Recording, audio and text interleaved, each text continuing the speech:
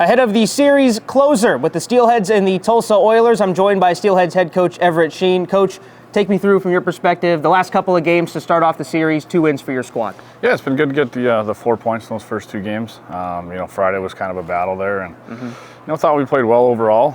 Just pucks weren't going in, and then last night to get 2 quick ones nice and early was a good start, and we kind of just held on from there and kept adding every period and thought the boys played pretty good. Were you confident heading into yesterday's game with some of the chances that you got on Friday, even though it only resulted in a couple goals? Yeah, I mean, our group, we can always generate chances. Yeah. So as long as we're doing that, I know we got the guys that can finish them. And if we stick to our systems, we're designed to create some high quality opportunities. And like I said, I knew we had the guys to finish. Yeah, speaking of the guys to finish, Ty Pelton-Bice leading the way with 3 points yesterday. Got 2 points on the first couple of goals in the first 4 minutes. How about his start? Yeah, he played great yesterday. I thought he looked after not only obviously the offensive side, but he was very detailed. Yeah.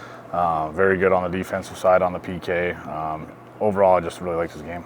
And he assisted on one of the goals for Brendan Hoffman early in the game. That goal for Hoff, it was bottom of the right circle. He had a chance just before that where he passed it to Pearson. Was it nice to kind of see that immediately come back and he shoots it in? Yeah, it was. Because, it was the right play to try and hit Pearson on the back door. He just didn't connect, and then, he gets that puck there and it's a wide open net.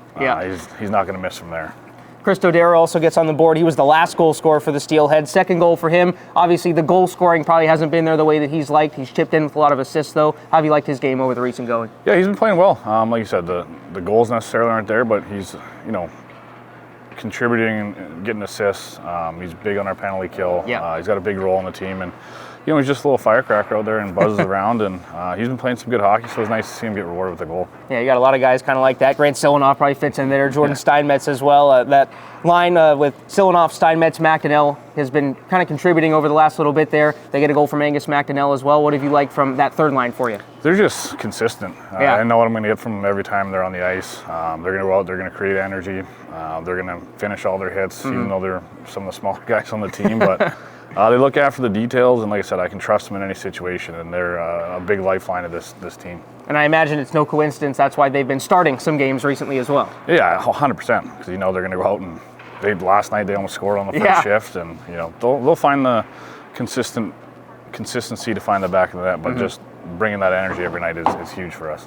You got one player back yesterday in forward Mitch Wall. What'd you like from him in his return? First game in a couple months. Yeah, I thought he was good. He was a very cerebral hockey player. Had some great opportunities. Maybe looked a little step behind, but that's to be expected after being out for 11 weeks. But I was very pleased with his return and excited to see him again tonight.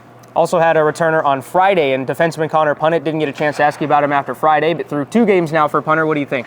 I've liked him a lot. He's definitely taken a step even from when he was with us the start of the year before he went to Texas. And there's a reason he played almost 20 games up there, and it's translated down here.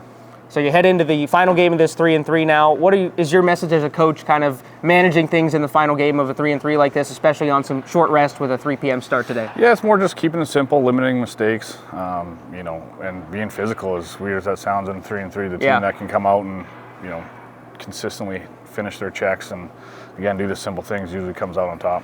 We also expect Vyacheslav Butiets in net again for the Tulsa Oilers. When you face a goaltender 3 times in a row like that, you get the sense you can kind of wear him down a little bit over those first couple games and have success? That's kind of going to be our message tonight is funnel pucks. He's had a big workload the last 2 games, and let's get to him early, tire him out. That can't be easy playing 3 games in 2.5 days, so we got to make it tough on him. Yeah, not at all. It sounds like a good plan for the Steelheads. You've got 2 wins already under their belt, looking for 2 more points tonight against this Oilers squad. Coach, thanks for your time. Thanks, Seth.